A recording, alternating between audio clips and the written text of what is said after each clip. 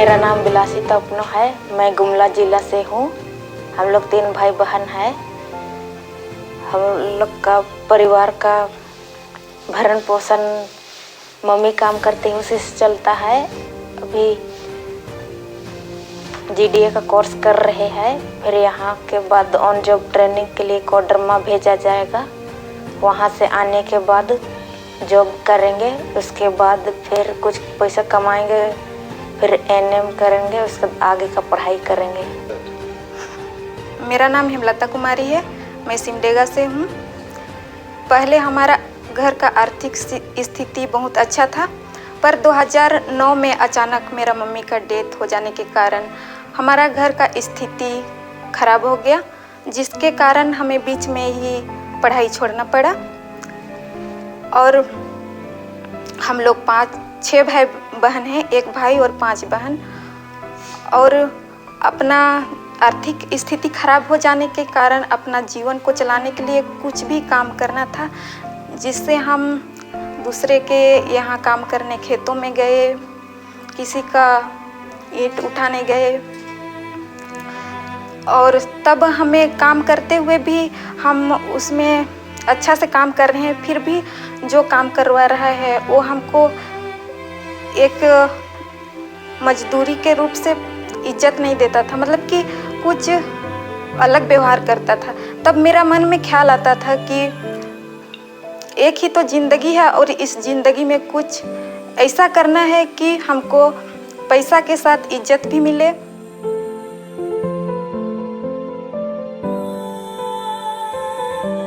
मेरा नाम निर्दोषी मुंडू है। मैं मुरू से खुट्टी जिला से हूँ। मैं 12वीं तक पढ़ाई की हूँ और आगे भी पढ़ना चाहती थी, पर हम लोग का आर्थिक स्थिति खराब होने के कारण आगे नहीं पढ़ पाए। और मेरा शादी हो गया है और मेरे हस्बैंड भी हैं और मेरे 2 बच्चे हैं। मैं सोचने लगी कि कर पाऊँगी कि नहीं और बच्चों को छोड़ पाऊँगी कि नहीं, ये भी मैं सोच रही थी। लेकिन मेरे पति मुझे सपोर्ट किए कि तुम जा सकती है, कर सकती है, बच्चे लोग को हम देख लेंगे। फिर मुझे वो भेजे, फिर मैं यहाँ करने लगी। यहाँ बहुत कुछ सीखी, जैसे कि सलाइन चढ़ाना, फिर बोन का नाम, ड्रेसिंग करना और कुछ भी बहुत कुछ हमें सिखाया गया है। इस कंप्लीट होने के बाद हम लोग को ऑन जॉब ट्रेनिंग के लिए बाहर भेजा जाएगा। और जॉब करने के बाद मैं अपना बच्चों को आगे पढ़ाना चाहती हूँ। जैसे कि मेरा पढ़ाई बीच में रुक गया, तो ये नहीं चाहती हूँ कि मेरे बच्चे भी मेरे जैसे उन लोग का पढ़ाई छूटे, इसलिए उनको पढ़ाना चाहती हूँ। फिर मेरे हस्बैंड को भी सपोर्ट करना चाहती हूँ।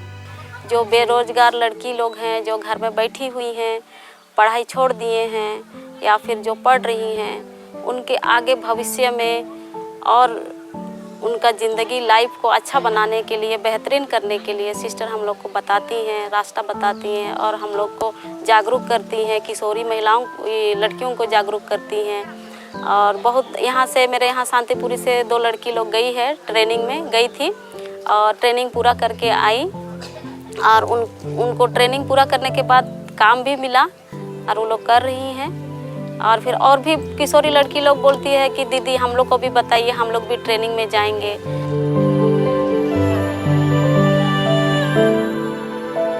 So I got a chance to join in the project and I took up the project and then engaged in mother and child care.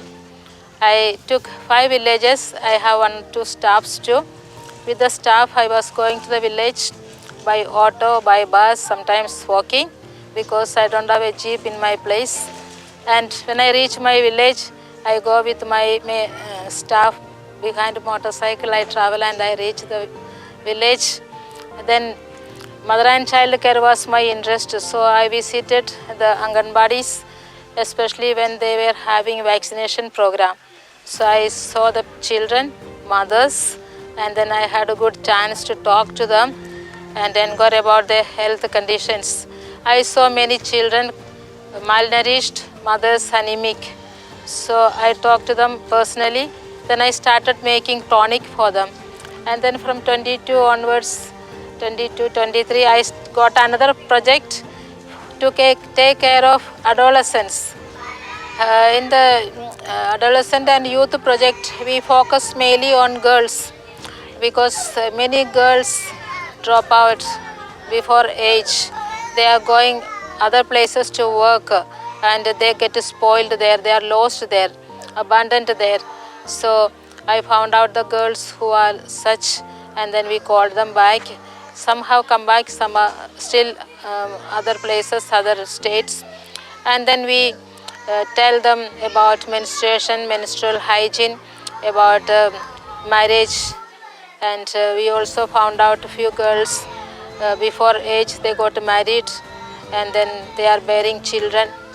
And one girl I came face to face studying in 5th standard, got pregnant by boyfriend, and then she was simply spoiled, and then she wanted to end up her life, and then I contacted her and then I helped her, and she is now studying in one of our schools in the village.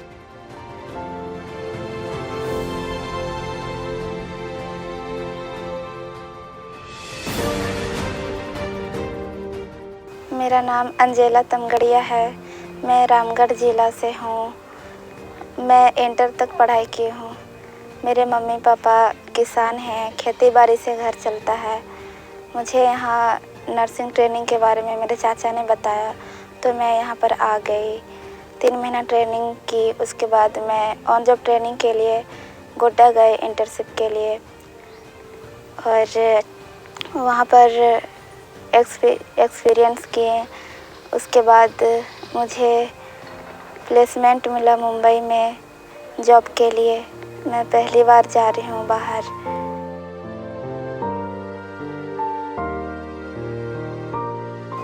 अभी मेरे mummy papa खेती बाड़ी का काम करते हैं। वही लोग हमको पढ़ाए लिखाए और इंटर तक पढ़ाए। उसके बाद मुझे ट्रेनिंग का पता चला, JDA नर्सिंग कोर्स का। उसके बाद मुझे NM JNM के लिए भी भेजा जा रहा था, पर हम सोचे कि अभी खेती बाड़ी करते तो फिर हम सोचे कि इतना नहीं हो पाएगा, तो फिर हम सोचे कि जल्दी ही कुछ कर लेते हैं, इसलिए हम यहाँ आ गए 6 मंथ के लिए। इंटर के बाद आए, फिर ट्रेनिंग किए। उसके बाद हम होम केयर भी कर चुके हैं और हमको पेशेंट का केयर करना अच्छा लगता है। We have a senior citizen home named Nishkalanka Seva Home, where 50 of senior citizens are there with us, and to help us out in this apostolate, we have 5 girls from this institute here who are well equipped and they are very skilled in their work, and they are well disciplined, and they know their work properly, and they are with the people to speak with the senior citizens. They are very good, and people are very happy with their performance there.